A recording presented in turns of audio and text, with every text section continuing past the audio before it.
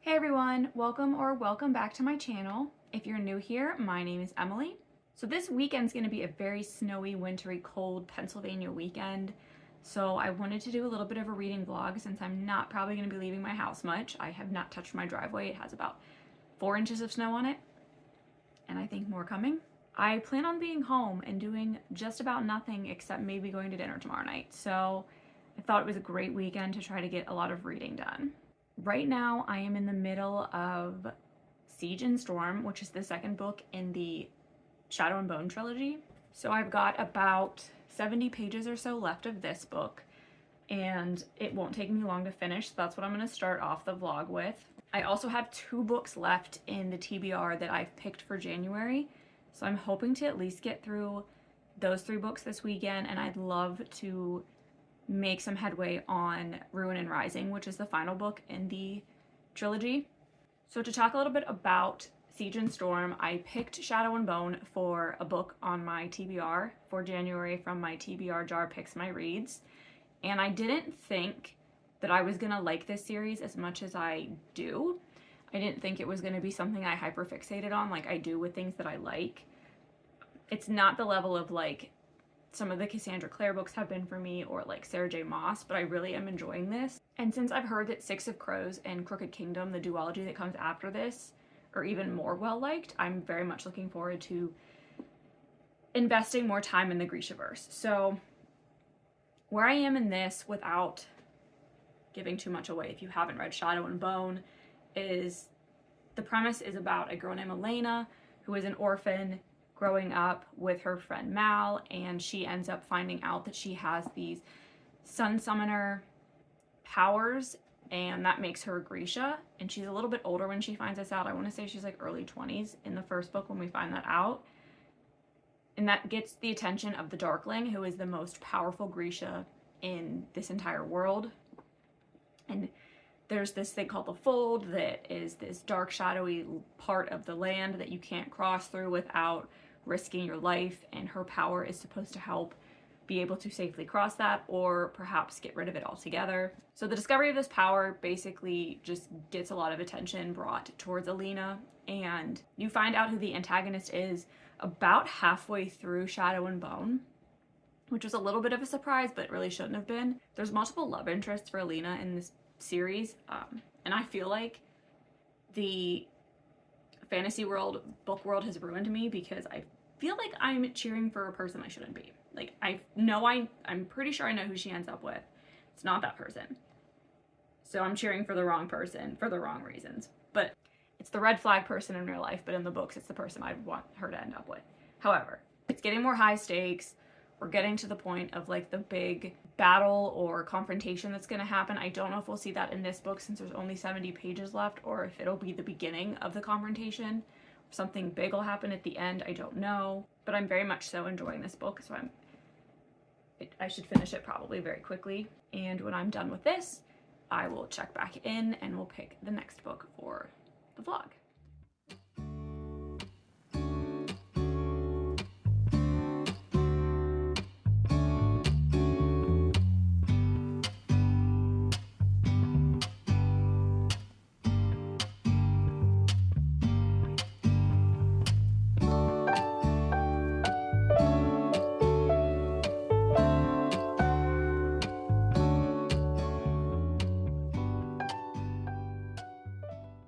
So update, I just finished Siege and Storm. So the Shadow and Bone series is by Leigh Bardugo. If I didn't say that before, I don't think I mentioned her. I finished the second book, so I can't really go into too much detail about how it ended. But everything I said about the romance in the previous clip, I take back. I am now fully team good guy number 1. So the ending of that book quickly shifted my feelings on the romance part of this book series. I do feel like that there was a conflict. Like I said, I thought there was going to be a little bit of a conflict at the end of this book, and there was. I feel like it was rushed and it didn't need to happen. It was really like, I feel like there was enough conflict at the beginning and like middle of the book that the author could have just waited until the third book to kind of do what happened at the end of this book. It did kind of leave off, I wouldn't say on like a cliffhanger, because there was like a conclusion to what happened at the end, but there's definitely more to come. I rated this book a 4, which is what I rated the first one. I liked it pretty much just as much as the first one. The relationships are obviously developing. You're learning more about the characters. There's character development. And that was nice, but I really just didn't like how the end felt rushed and unnecessary for this part of the story. And now this is the longest out of them, I think. I keep a spreadsheet of all my books just because I, A, am a numbers freak, so I like to look at all of my stats and everything, and B, I can't remember what I have and what I don't, and what I've read and what I haven't. So, yes, this book is the longest by like 15 pages, so it's not much. The next book is the second longest, Ruin and Rising, the final 15 pages less than this. So this was the biggest chunk of the story. I feel like the 15 pages that probably was the conflict in this could have been moved into the next one. My personal opinion. It doesn't ruin the story. It just felt like the ending was really rushed. So that's done. I'm going to update my reading journal and then pick the next book for the vlog. I'll check back in when I've chosen that book.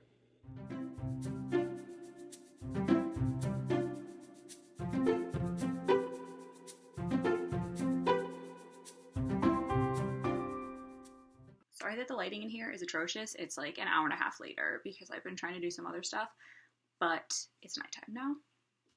You should have seen in the last clip that my next book I'm going to read is Robin Cook's Pandemic. This is my first Robin Cook novel, and this was part of my TBR Jar Picks My Prompts. And I talked about it in that video a lot, but it's kind of a similar story to literally the pandemic that we just lived through, and the doctor's trying to figure out what the disease is and how to prevent it from killing more people before it becomes the level that we saw COVID.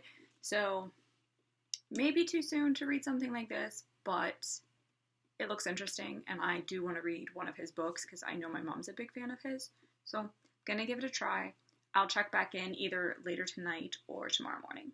So it is now the next morning. It is Saturday morning. I read a little bit of Pandemic last night. I think only like 60 pages or so, just under 70 pages.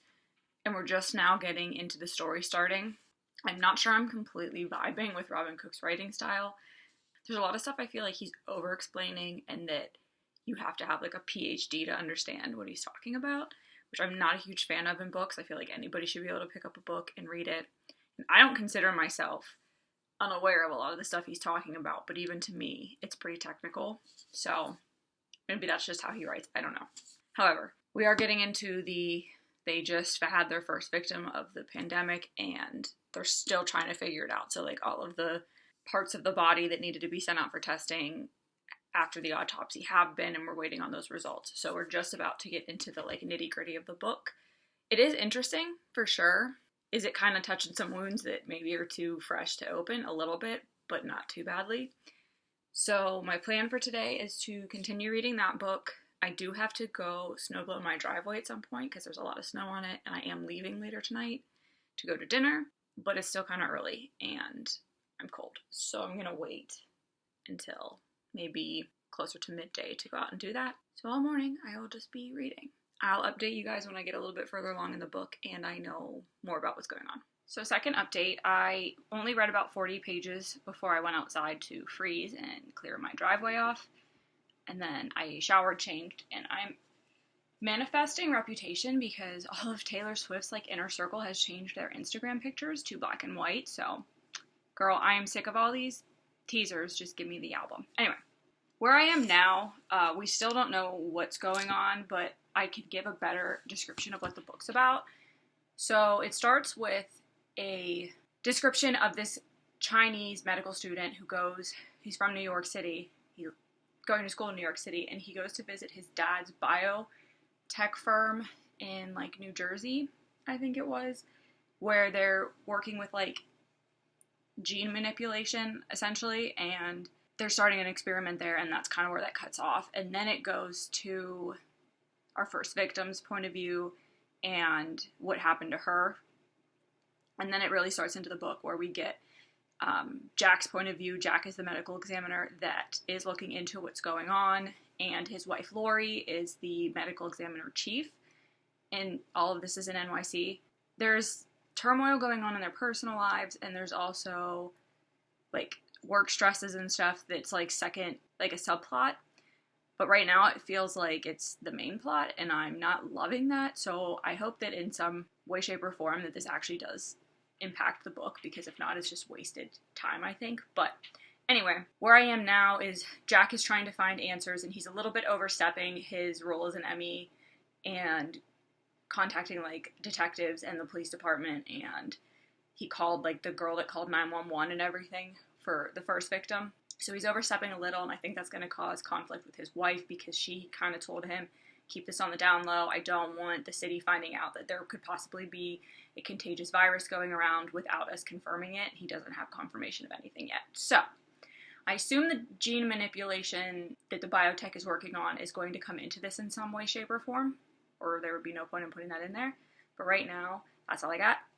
I don't have to be anywhere for like 4 hours, so I'm just going to try to sit down and power through as much of this as I can, and I will try to do at least one more update before the end of the book. So stay tuned.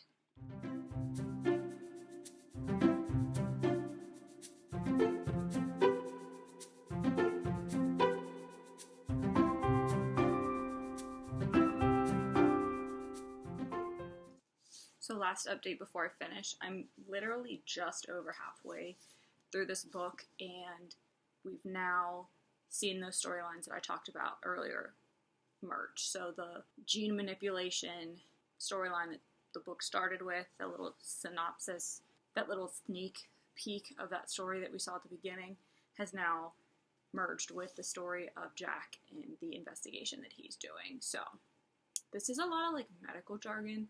If that's not your cup of tea, you probably won't like it.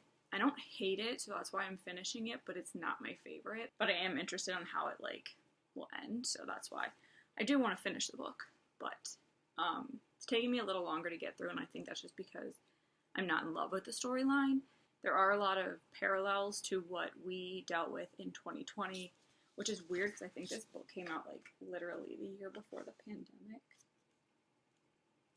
2 years before the pandemic. This came out in 2018, so it's kind of weird that there's a lot of parallels between that and this and the stuff that happened, especially some things they're saying about New York and the precautions that they take in case a pandemic of epic proportions took over the city. So it's a little weird, but I really don't know like if there's going to be a big reveal at the end. I kind of think I know where it's headed, and I think you're kind of supposed to know where it's headed. But I think this is a thriller, albeit a medical thriller. So I would hope that there's some type of reveal at the end that I maybe don't see coming. So I'll let you know. Probably won't finish this until after I get back from dinner, just based on how long it's taking me to get through the first half. But I do plan on finishing this tonight so I can move on to another book. So I'll update y'all when I'm done.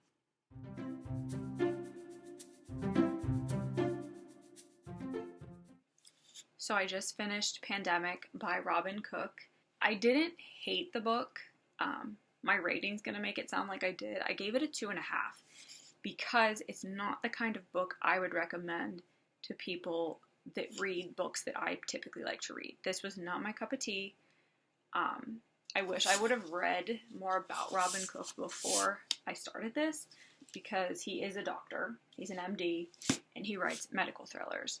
So while it was interesting, it was very technical, which kind of took away from the story for me.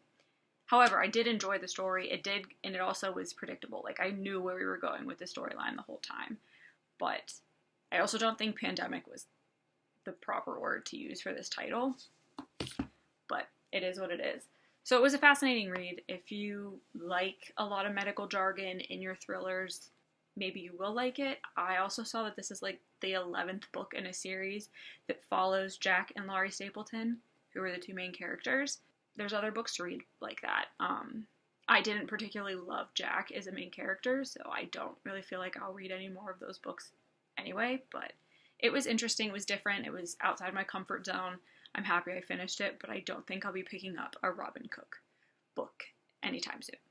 That being said, I need to go pick my next book. I think I'm going to go with a romance, which is the final book on my TBR for January, because I've read like a fantasy, then I read Shadow and Bone, then Yellowface, then Siege and Storm, then this, and I don't want to go right into Ruin and Rising. I need a little bit of a brain break, so I think I'm going to pick up the last book on my TBR for January, which is a romance novel.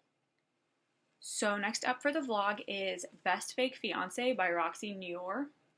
And this, I believe, is a fake dating relationship between a guy and his best friend, because his ex-wife is trying to come after him for custody of their child, and he is trying to show that he has a stable household by fake dating his best friend. So I think it'll be cute. I do like fake dating. Not a huge fan of the single dad trope or kids in books, but it sounds like it's going to be cute. It will be a lot less brain power than the last few books I read, so I think that'll be nice.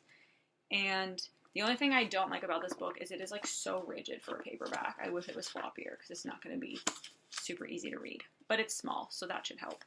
So I'm going to start this tonight. Probably won't get too far in it because I am tired, but I will check back with you guys in the morning with where I am. Happy Sunday, everyone. Update on Best Fake Fiance. I'm 150 pages in, so a little under halfway. And it's cute. I mean, I struggle with how to rate romance novels because I think a lot of them are so similar that it's just difficult to set them aside from each other.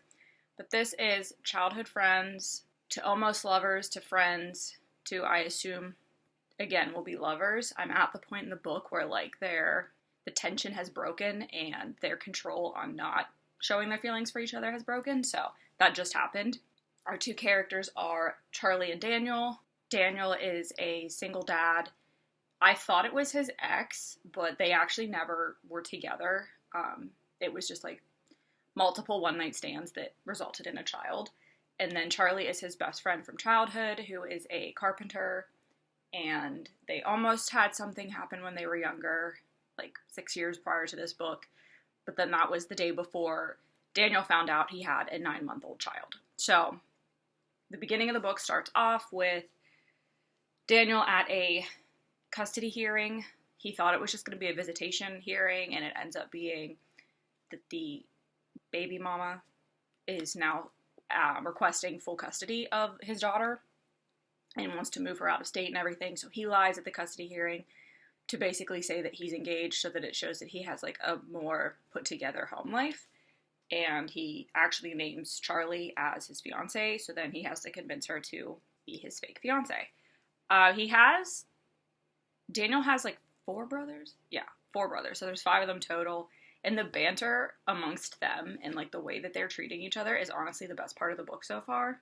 And I think that there's a whole series of these books. This was sent to me in a book subscription box, so I didn't know that it was actually the second in a series, The Loveless Brothers. So I think the first book follows one of his older brothers. He has 2 older brothers and 2 younger brothers. He's right in the middle. And I'm assuming based on the relationships and the people that have been introduced in this book that it follows one of the older brothers.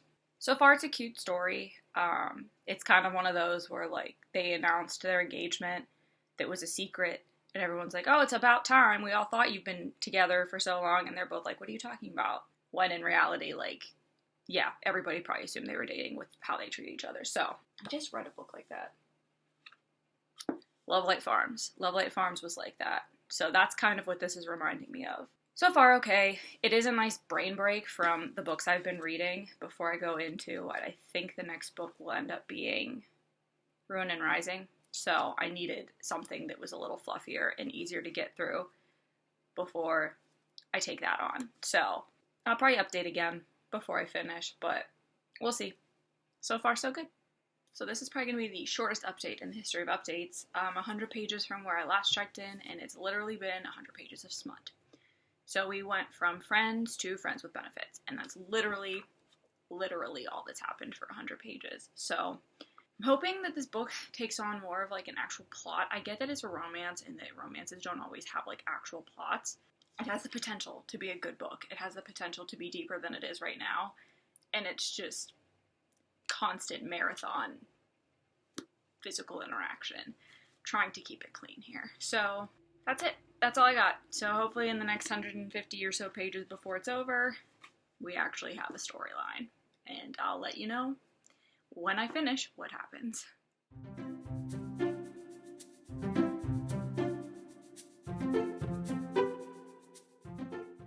Final update for Best Fake Fiancé because I have finished it. I gave it 3 stars. I considered giving it less, but it wasn't terrible. 3 stars is relatively average for a romance read for me. I didn't like how the male character spoke to the female main character towards the end of the book. Like, it was like frustrating that he was speaking to her like that and that she felt like she was, I don't know. The way he spoke to her made her think that she was in the wrong, but in reality he was just overreacting. I didn't like that, but it did tone down on the smut a little bit after the last check-in. It got more into a story. I kind of saw where it was going the whole time, but it's a romance novel, it's not a thriller, it shouldn't be shocking. So, it was cute, very smutty in the middle, if that's something you're okay with, and if you can look past how Daniel speaks to Charlie towards the end, when they have their conflict, you'd probably enjoy this. I'm more interested maybe in possibly picking up some of the other brothers' books because I think Eli was the first brother to have a book based on what happens in here, and I think Levi might be the next one, and I really liked Levi in this book, so if I ever see this book out or find a way to get it easily, the next book in this series, I might pick it up. I enjoyed the banter between the brothers. That was probably my favorite part of the book. I'm not saying never, but I'm not gonna go out of my way to go get the book, if that makes sense. So it is like 1:30. I don't know that I'll get another book read today. I don't have anything to do. So I'm between 4 books, and I'm going to pick one and hopefully be able to get through it that I'm not leaving this vlog off halfway through a book, but we'll see. And these are the 4 books I'm between. Ruin and Rising, which is the final book in the Shadow and Bone trilogy. Ruthless Vows, which is the second book in the Letters of Enchantment duology, which is the sequel to Divine Rivals. No One Can Know by Kate Alice Marshall. This is a thriller that was my book of the month pick last month. And then The Fury by Alex Michaelides, which was my book of the month pick this month. This is the book I'm leaning towards just because ever since I read the synopsis, I have wanted to pick this up.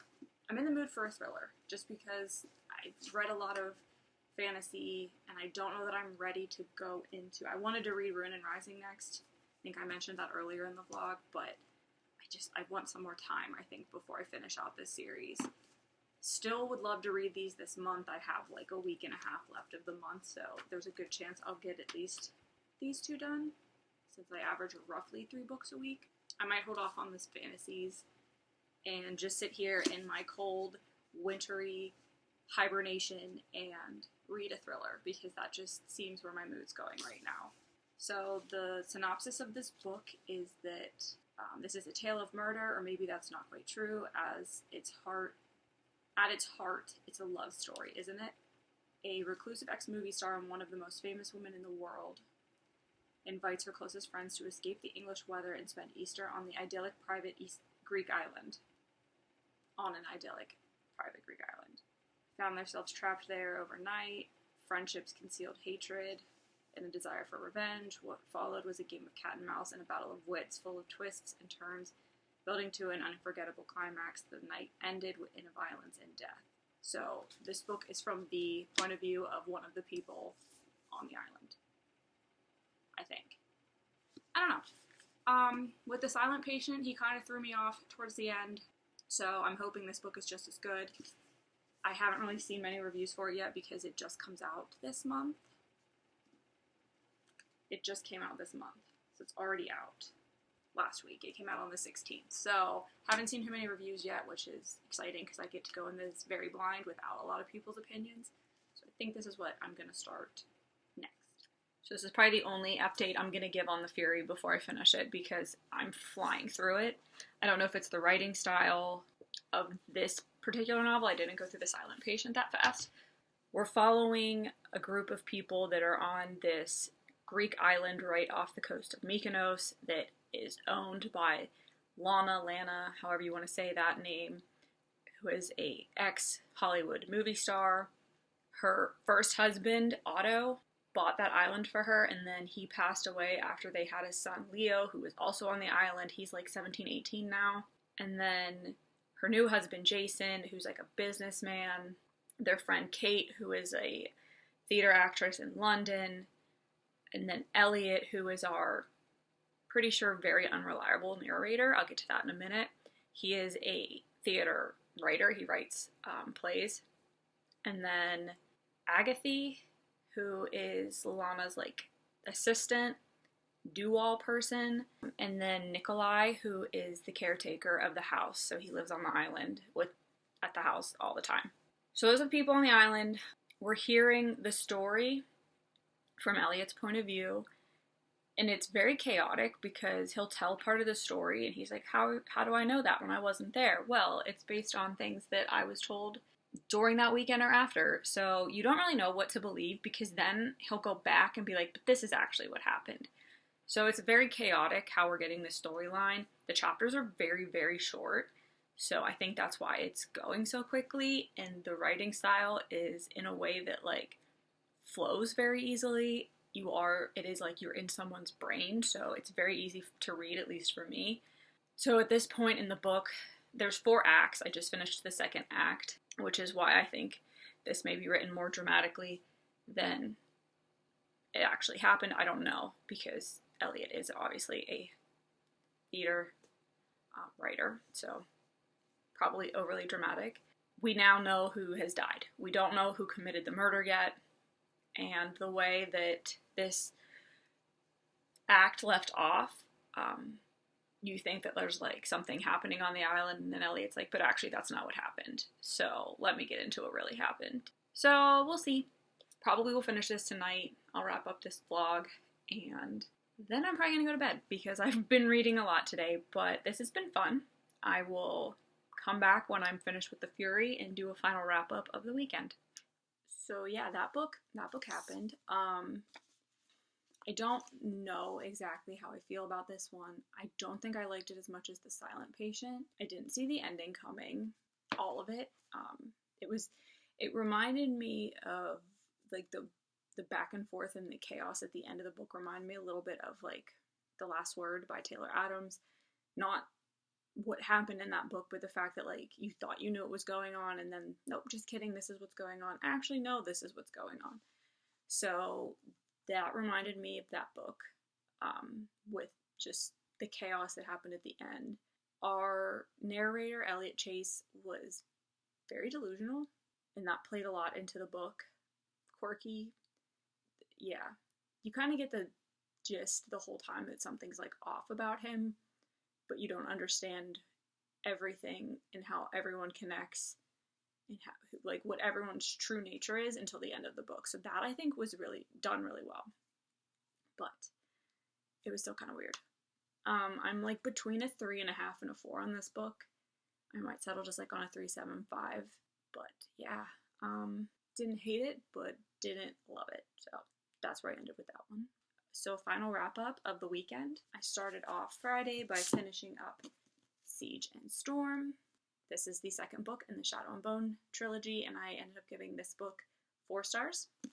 Then I went into Robin Cook's Pandemic. This is a medical thriller. Interesting storyline. Didn't like all the medical jargon. Ended up giving this book a 2.5.